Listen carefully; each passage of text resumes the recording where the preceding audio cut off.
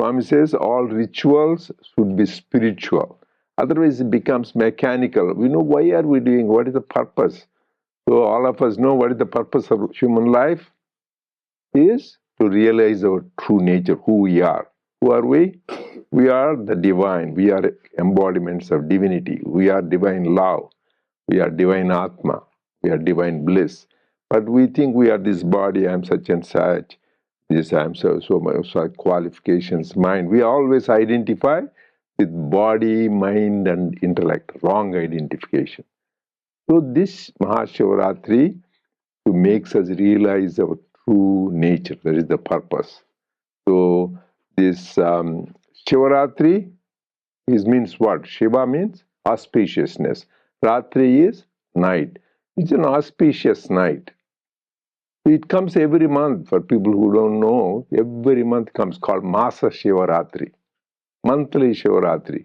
And the 14th day of the Krishna Paksha every month comes, that is Maha Shivaratri. That is the day moon waxes and wanes, and that is the day, 14th day, there is a sliver of moon is left behind, very streak.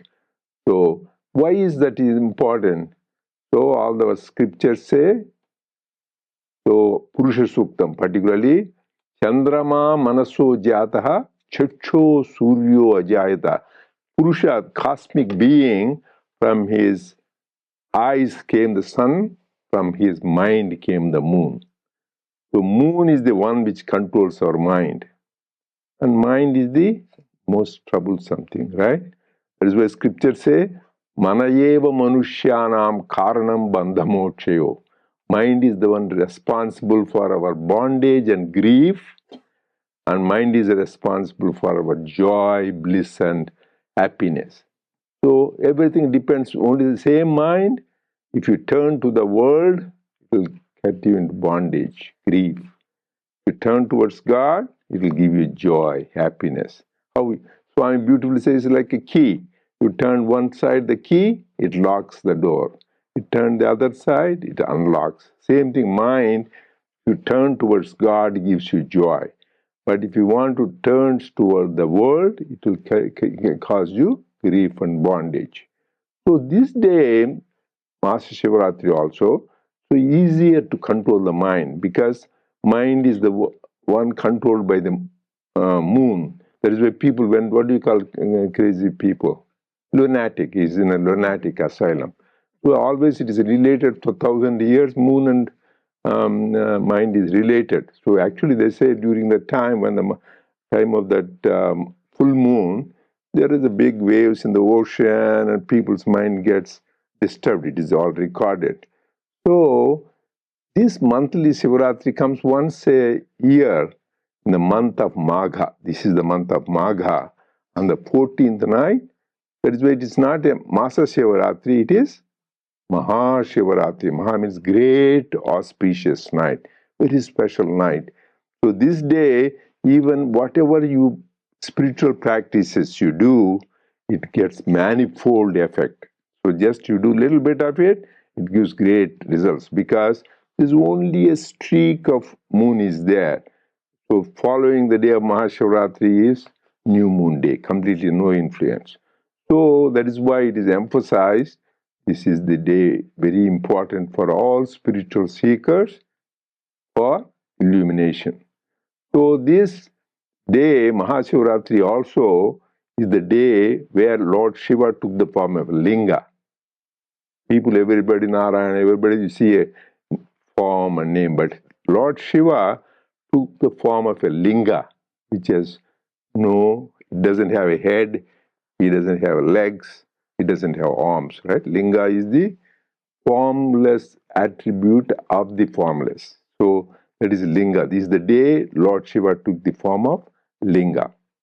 And this is the day Lord Shiva did a Tandava dance.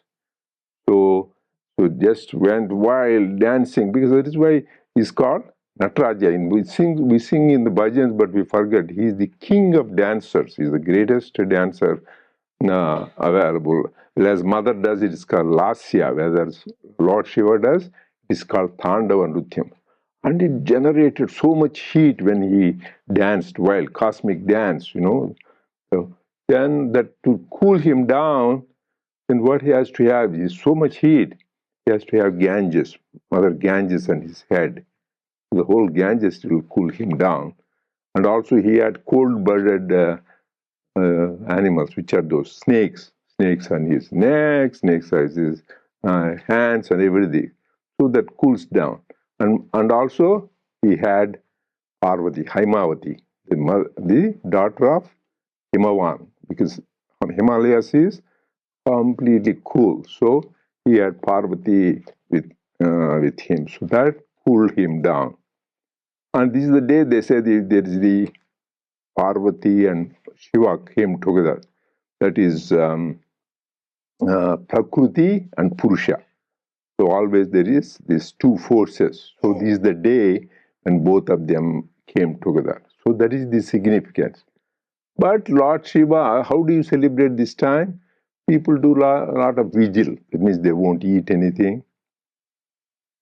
And they sleep, whole night they won't sleep. That is good, thinking about God. But what they do, in Lata Swami says, particularly in India, here anyway, people may not watch, go to that time, this movie people industry, they four, instead of usually one show, two shows they have. So they will have four shows. This whole night they can do that. And people get together playing cards whole night. Or some other, this happens. I was never part of it, but this is what I heard, that people do that. So they think because you keep vigil, it is the most sinful thing to do. It's better to sleep. That is why Swami says, even the food, in the name of coffee, they will have tiffin or something, this 4 idlis, 10 dosas, 10 instead of rice, they think it is. Main thing is, the whole purpose is, you are so absorbed in the thoughts of God singing, you forget about your food. Whenever we are so, like exam or so happy, we don't think about food or sleep, right? We are so happy. Similarly, singing about His glories, will be so happy that we don't think about our food and sleep. So Swami says, if you are not eating and you're thinking, oh, when I am going to eat, when I am going, it's better to eat and sing the glory. And similarly, if it's not sleepy, it's better to take a little nap and sing. But don't just torture your body. That is not going to take you to God. Important is, you should spontaneously, you should forget your sleep and your hunger, singing glory. And what is the thing we do? We have all the things. See, this he says Bilvashtakam, Lingashtakam, Panchachari Stotram. These are all singing the glorification of God. Actually says, Lingashtakam idam punyam yakpate Shivasannidau Shivalokam avapnoti Shivena sahamodati. Same thing for even Panchachari Stotram at the end. That means you go on chanting, you will be in the presence of Lord Shiva and he will be very pleased. That is why Shiva is very pleased. One of the name is, what is it? Asutosh. He is easily pleased. Just Lord Vishnu, you need to put him decoration, garland, this. Just put him some water on him. He's so happy. So that is why it's very easily pleased. Bholanath, that is another thing they call Bholanath. Easily, God is very easily pleased. And is also embodiment of simplicity and sacrifice. Where does he live? Rudrabhumi, cremation grounds. He is happy in the cremation ground. That is his home. And his clothes, what are that he puts all this vibhuti, ashes. And his ornaments are snakes. In vehicle is bull. So this is such a simple life. And he is the embodiment of sacrifice. When they churned the ocean, when the demons and devas, demigods, so many things came out of it, right? Mother Lakshmi came, and then finally nectar came, Amruta came, and also came great poison, hala. That's why this is comparable to even for us when we do spiritual practices, a lot of negative things first come, but finally the nectar of immortality comes. But in the beginning, so Lord Shiva, nobody wanted to, that poison would destroy all the worlds. So powerful. what people didn't know what to do. Then they prayed to Lord Shiva. He is so kind. He took that poison, swallowed it. Who will swallow it for the sake? But he has so much power, it didn't go all the way down because all the locusts, all the worlds are there. They will be burned. So he put it, just had it in his neck. That is why he's called Nilakanta, Hala Haladhari. So all these things, whenever you sing, don't make it mechanical, Trishuladhari, Trinetradhari, or Bolanath. Every word, whenever we sing, you see his glory, his leelas, then you enjoy the bhajan more rather than simply. They are not simple names, they are very powerful. Digambara. Because what does Digambara means? Think, see, he doesn't wear clothes. That's what people know. Digambara means Dik Ambara, all the directions, all the east, west, north, south, up and everything is his. So he doesn't need all the diseases. Is Ambara. It's not Dik means all the directions. That is his Ambara. Like that, everything we need to have the significance, understand. And another thing we need to chant three things. Please remember, everybody, whatever you remember or not. One is Sri Rudram, very powerful. Sri Rudram is part of Yajurveda. In general, the scriptures, Vedas are most important. They are also called Apaurusheyas. That means not written by human beings. They are the breath of God. They came from God. And you know all the four Vedas, Rig, Sama Veda, Dharvana Veda. But of them, Yajurveda is the very prominent, very holy, very powerful. In the Yajurveda, this particular one, Rudram, Shri Rudram, also called Shatarudriyam, also called Rudra Prashna.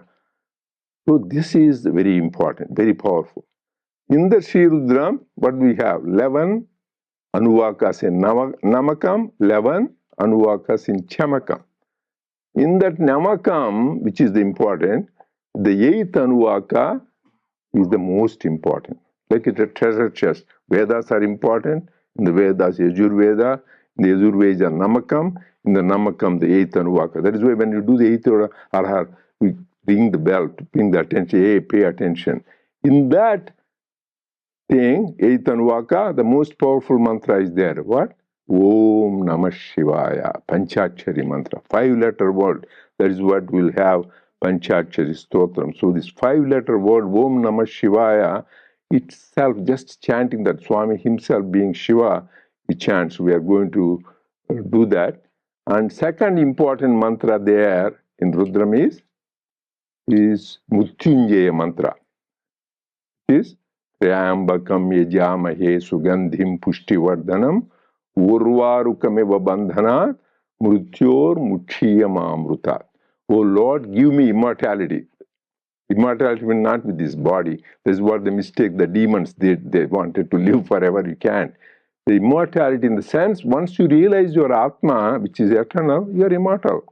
It is body, mind, can never be immortal. So that mantra, Mrityunjaya mantra, you pray, Lord, you are the great fragrant one. So please show me the way, get rid of this bondage and show me the way to immortality. And also we do another important is Rudra Gayatri. What is Rudra Gayatri? Om Tat Purushaya Vidmahe Mahadevaya Dhimahi Tanno Rudra Prachodayat. This is Rudra Gayatri. These are all very important, powerful mantras. Sri Rudram, Panchakshari mantra, Mrityunjaya mantra, and then this Rudra Gayatri. So this is the way. But try to know, if there is no time for explaining a detail, just I will end with one story because it relates to the name of my father-in-law too. So Markandeya. So this Markandeya was a boy who was born for sage Mrukandu. So when the parents wanted pray, they didn't have children. They prayed to the Lord. He says, okay, I will want to give son. But choose a son who will live only for a short time, but he will be very good, great son, saintly man, very good boy, very devoted. Or you will have a son who is troublesome, useless fellow with all bad habits. He will live long time, 100 years. Choose who you want. They thought about it is better to have son who is good boy, virtuous boy, 16 years. He said he will be living. So they, for that time it is good. But as he approached the, then they got, because at that time they didn't think. But once he came to 15, 16, oh my God, he's going to die soon. They were so worried. Then the son noticed, Mom, why are parents, why are you worried? Oh, this is the thing, you'll die. Then he says, no, we'll see how I can die. So he went on chanting Om Namah Shivaya, Om Namah Shivaya, Lingam, and he held on to the Lingam. And the Lord of Death, Yama, came. He saw this boy. He says he wanted to take him. He couldn't do that. Then Lord Shiva comes and kicks this Lord of Death, Yama, with his left foot. So Yama falls off. Then Yama learns, don't touch my devotees, Lord Shiva says. So if you want Lord Yama not to bother you, chant Om Namah Shivaya. So not only Lord, this Markandeya didn't die at 16, but he became Chiranjeevi. He says you will live forever. One of the Chiranjeevis in the history is even now till he lives. That means he is eternal. He is always there. Markandeya. That is the boon he got from Lord Shiva, but being completely focused on Lord Shiva. So let us pray to Sai Shiva so that we have one-pointed love for him and sing his glory with all the love and one-pointedness. Okay? Jai Sai Ram.